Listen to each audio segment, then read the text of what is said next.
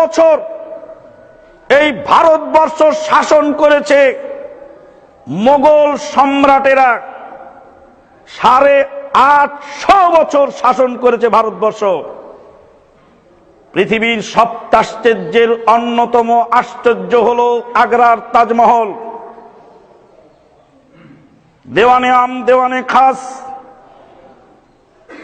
দেওয়ানে আম দেওয়ানে খাস ময়ূর সিংহাসন গোটা পৃথিবীকে তাজ্জব বানিয়ে দিয়েছে 850 বছরের ইতিহাসে।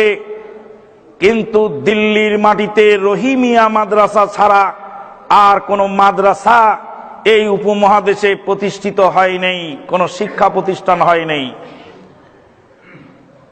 স্যার সৈয়দ আহমদ যখন আলিগড় মুসলিম বিশ্ববিদ্যালয় প্রতিষ্ঠা করার জন্য জনৈক হিন্দু বাবুর কাছে গেলেন চাঁদা চাইতে। স্যার সৈয়দ আহমদকে জুতা তুলে ঢিল মারা হয়েছিল। তখন মুসলমানের বাচ্চা, তুই ইউনিভার্সিটি বানাবি আর আমার কাছে চাঁদা নিতে এসেছিস?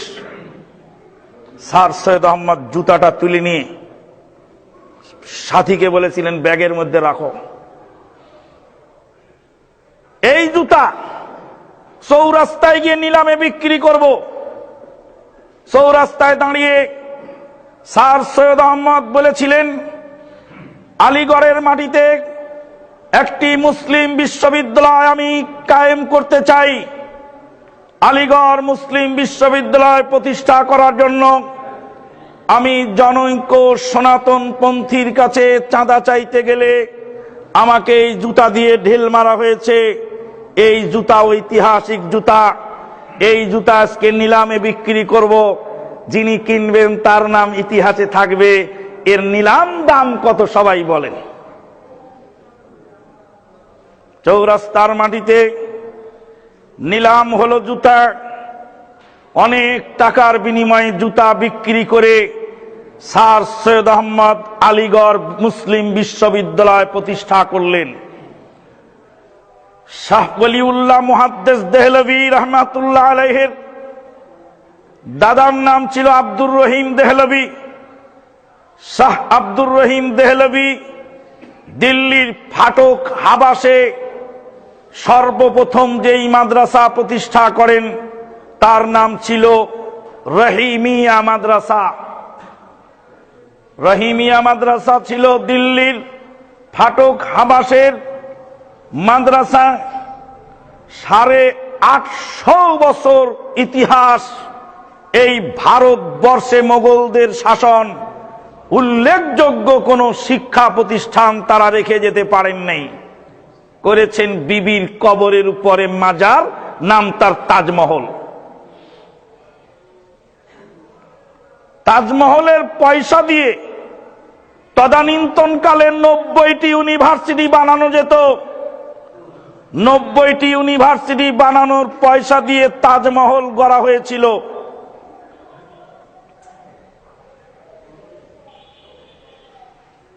লক্ষ লক্ষ কোটি কোটি টাকা ব্যয় করে সেই তাজমহল যারা গড়েছিলেন তারা কোনো শিক্ষা প্রতিষ্ঠান গড়ে যেতে পারেন নাই। অথচ ইসলামের ইতিহাসে প্রথম সবক ছিল ইকরা বিসমি রাব্বিকাল্লাযী খালাক, পড়ো হে নবী তোমার প্রভুর নামে, যেই প্রভু সৃষ্টি করেছেন, স্রষ্টার নামে পড়ো। পড়া আজকে নাই। পড়ার সিলেবাস হয়ে গেছে উলট পালট। নোট আর সাজেশন আর গাইড বই পড়ে জিপিএ 5 পেয়ে চলে আসছেন। Double title pass. জিজ্ঞেস করা হচ্ছে, পাখিটি গাছের উপর আরবিটা বলো তো। মুসলমানদের দ্বিতীয় খলিফার নাম কি বলো তো। ডবল টাইটেল পাস, ইন্টারভিউ দিতে এসেছেন, জিপিএ 5। বলছেন যে মুসলমানদের দ্বিতীয় খলিফা উমর আলাইহিস সালাতু ওয়াস সালাম।